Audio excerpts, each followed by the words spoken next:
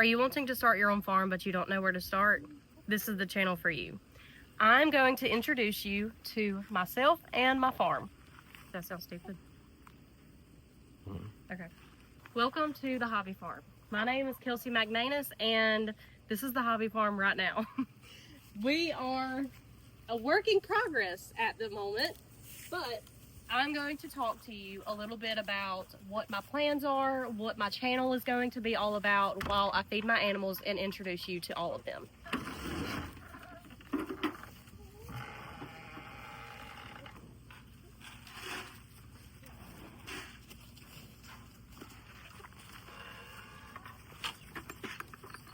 All right, so I started my farm in October of last year, so it's been right at a year since we first started.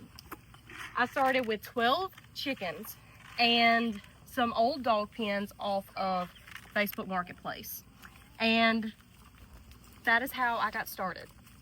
I had no money, I had absolutely no idea what I was doing, and quite frankly, I didn't care because I knew that regardless, I was going to learn and I was going to make it happen for myself.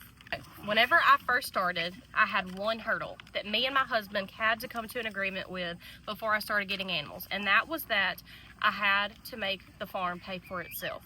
But before I get into that and tell you my plan and what I did, I'm going to introduce you to all of the animals we have on the farm right now, a year later. Okay, as you can see, I obviously have goats, but they're not just any type of goats. They're a little special, in my opinion.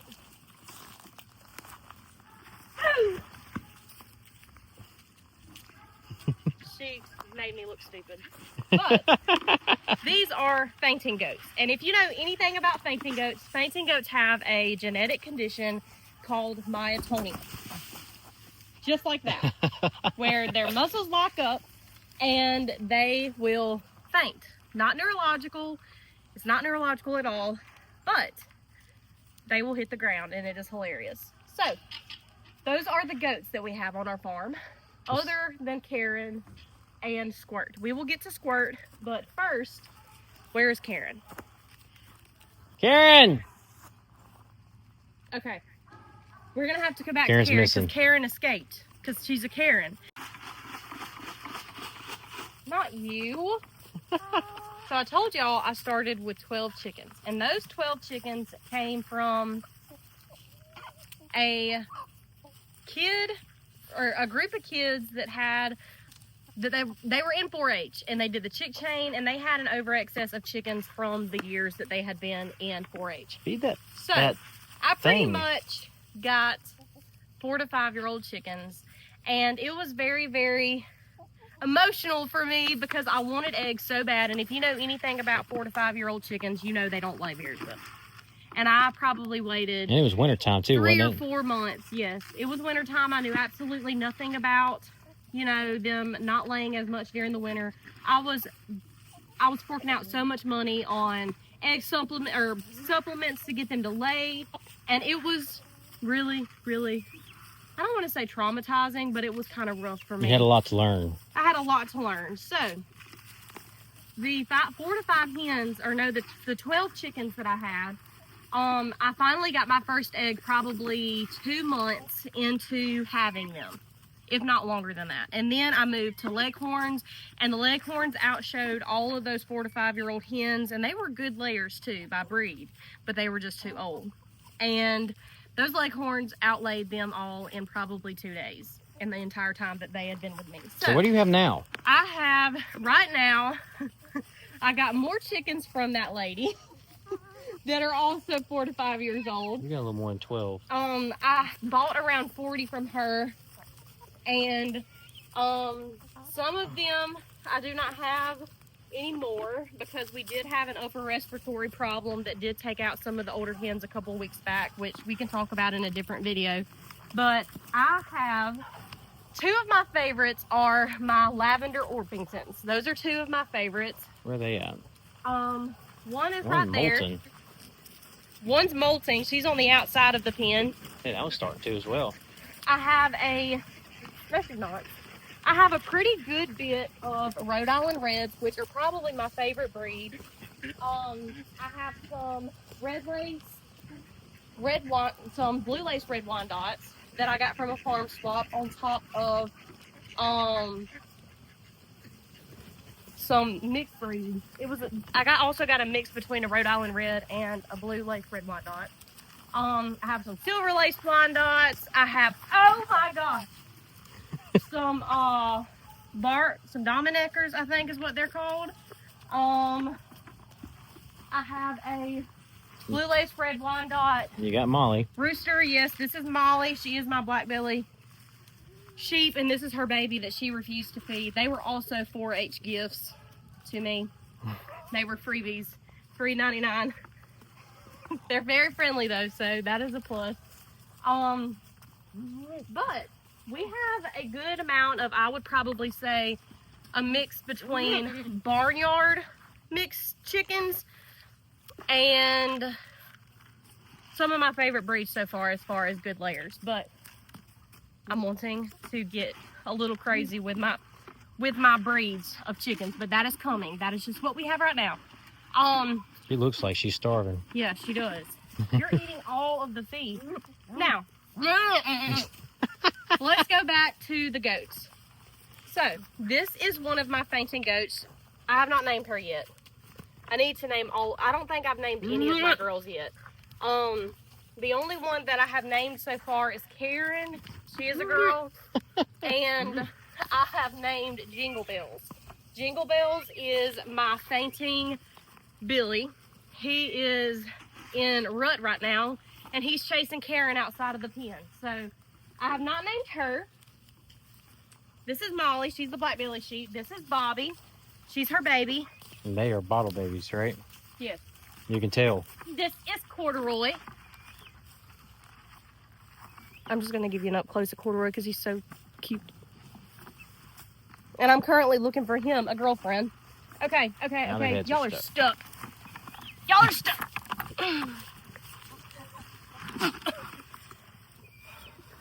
And I'm 20 weeks pregnant and I shouldn't be doing this.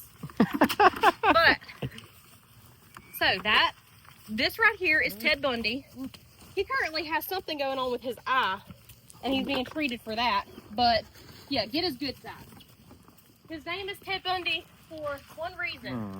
And it is because he decided to massacre probably 3 of my chickens, which was traumatizing because I witnessed it. But if you want to know what happens if you don't have hens for your turkey, that's what happens. They'll think that your chicken is a turkey, and it won't go very well. Moving on, I have 2 guineas. My guineas are, I have no idea why. I could not tell you why. Because a lot of people say get guineas because they prevent ticks, etc. But I still pick ticks off of all of my farm animals. So I guess I just need to get more because right now all I have is a pair. So Morgan, that means we need to get more. Because I think Molly has a tick on her ear right now. Okay. Let's see. Trying to see if I missed anybody. I think that damn horse. Morgan calls them African horses. They are African horses. Okay. Now, while our other characters are out roaming around outside of the pen, I'm going to tell you my... Put the bucket down. No, because then they get it stuck in their head. I'm going to tell you what my goal is with this channel. So, I've been doing this for about a year now, and I just showed you the amount of animals that I have. I've decided just recently, which I decided from the very beginning, but I want to expand very, very fast. I love animals. I have since I was a kid. I was raised on a farm, and as I was growing up, my mama did rabbits specifically, and she lost her entire herd of rabbits, and it broke her heart, and it got us out of the animals entirely except for like cats and dogs, which I completely understand because that was a really hard thing for her to witness. She lost, I think, 50 plus rabbits in the span of a week, and she loved it. So I made it a goal whenever I started getting my chickens that Give that goat some food. that I wanted to bring back the rabbits, which we will get to in a minute. I wanted to bring back all of the animals because whenever I started getting my animals back,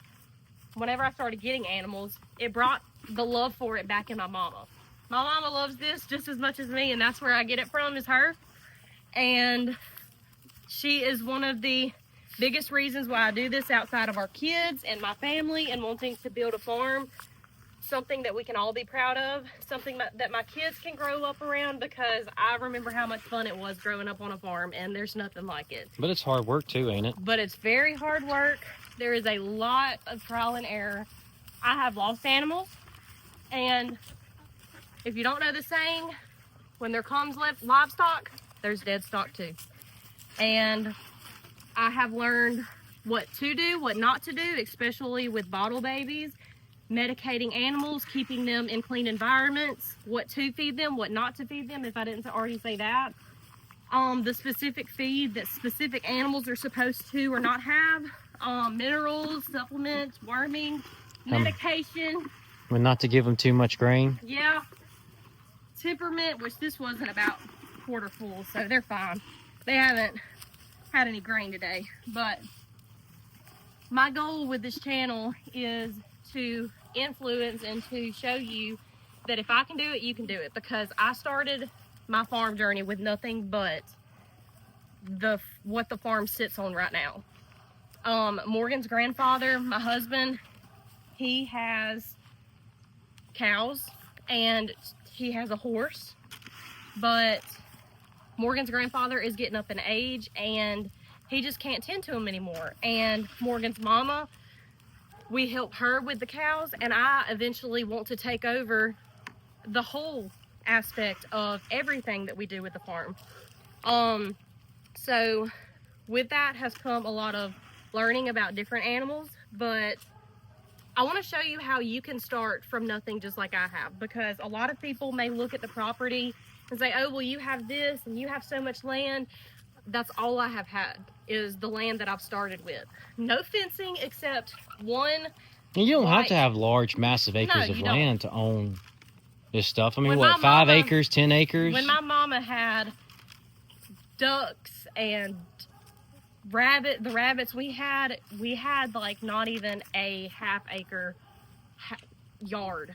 A backyard is what our stuff was in. And if you have a little block of grass, you can do it. You can make something out of nothing. We could put Molly on diet.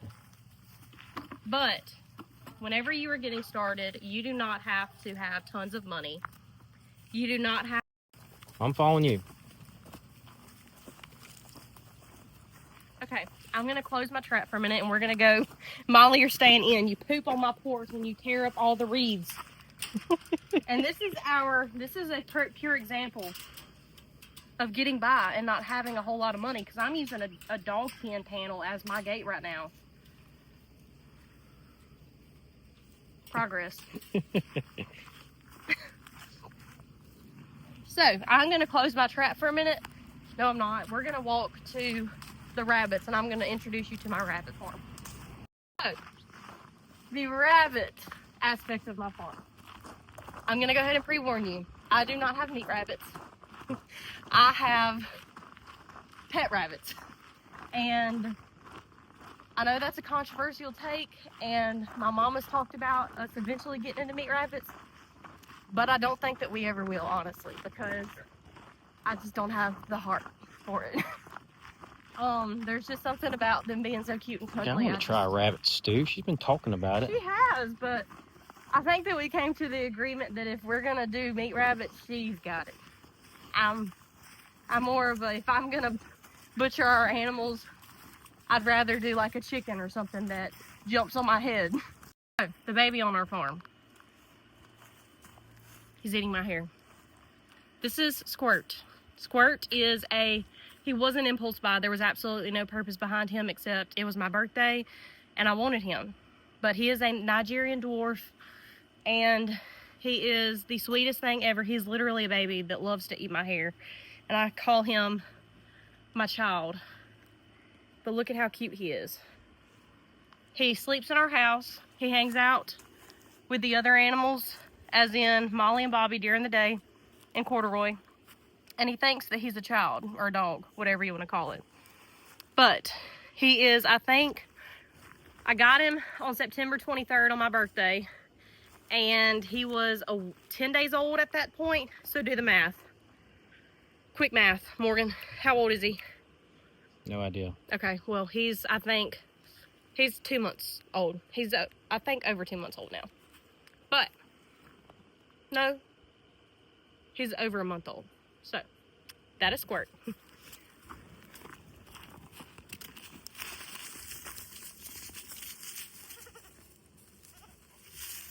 Okay, so, alright, this is Cleo. She is an English Angora. Do not judge. She just had a shearing because she's been outside and she had a few mats around her legs. But look at her eye. She's one of the rabbits that I got when she was a little bit older, so she's not as friendly as some of them. Like, I don't know if you can tell, but she's growling right now at me. Have you ever heard a rabbit growl? You can't really hear, but that's Cleo. Okay, next is probably, I call all of them my favorite, but I haven't named him yet. I think I'm going to name him Harley, but I haven't decided yet. He is a Harlequin, Japanese Harlequin plush lop, and he is, look at how pretty he is. Look at how fat he is. He is fat. He is so fat. But he is so sweet. He's about 5 months old, and I'm glad that I got him younger so I can make him my baby. But look at the orange on his face.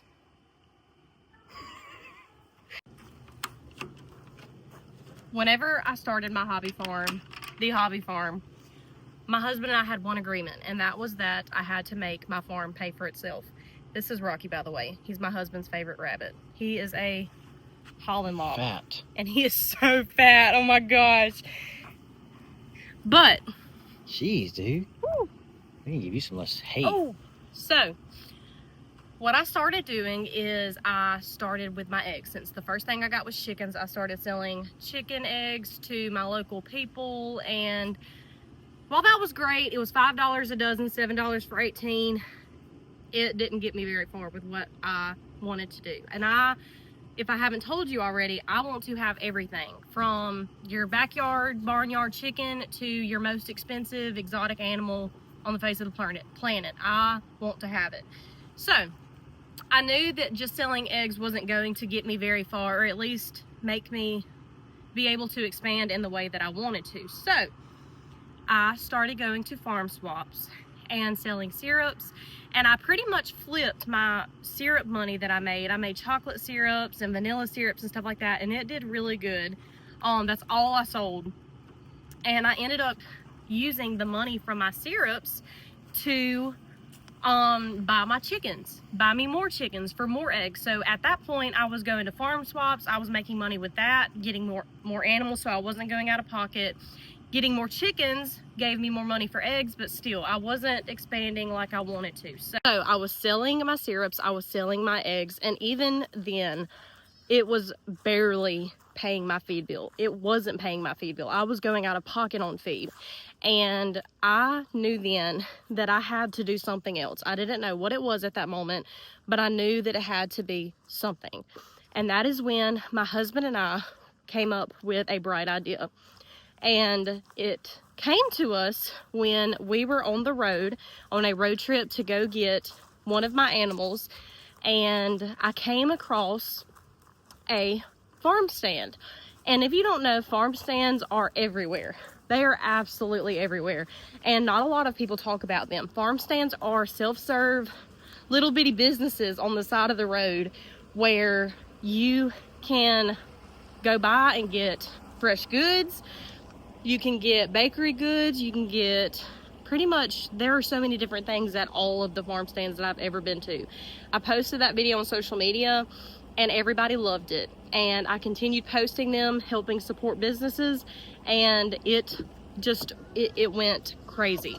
But I'm gonna tell you what we decided to do. After a lot of talking and a lot of planning, we finally came up with an idea, with something that I could do, with something that I could still repurpose and use my chicken eggs, sell my chicken eggs, and make a revenue towards my farm that I never had before. And that is with this gym. This is the Hobby Farm store. This store has been around for a very, very long time. It was built by my husband's great uncle years and years and years ago. And it was actually an antique store for a very long time until it closed down, and it has just been sitting here. So whenever I came up with the idea of starting a farm stand, if I did not have this building, I would have started a farm stand to help provide an income, making bake sales and selling eggs. I would have continued doing all of that. But having this, I was able to start something completely different. And the whole business model behind this store is that it is self-serve, just like a farm stand. I have cameras in here where I can talk to people when they come in. I have baked goods in here. I have jellies in here. And the reason why I'm sharing this with you is because there are a lot of people that have been in the same boat as me, where eggs aren't enough to pay for your animals. You don't get a return on your animals at all, barely, unless you use them for meat, etc., which is not my goal of what I'm trying to do. So that is why I opened this. This was a really big step in my farm journey, and I'm going to show you exactly how I'm doing it and how I got from chickens to baby doll sheep to goats to everything that I want in the future as well. And I'm doing it with this store, and I'm documenting it, sharing with you how I do it. If any of that sounds like anything that you want to accomplish or do, maybe now, maybe in a few years, then I hope you stick around to see what we accomplish. Even if you aren't interested in doing any of that and you just want to watch what I do within the years, I would love it if you'd subscribe to me and follow the Hobby Farm journey and the Hobby Farm stand, farm store journey. Love you, bye.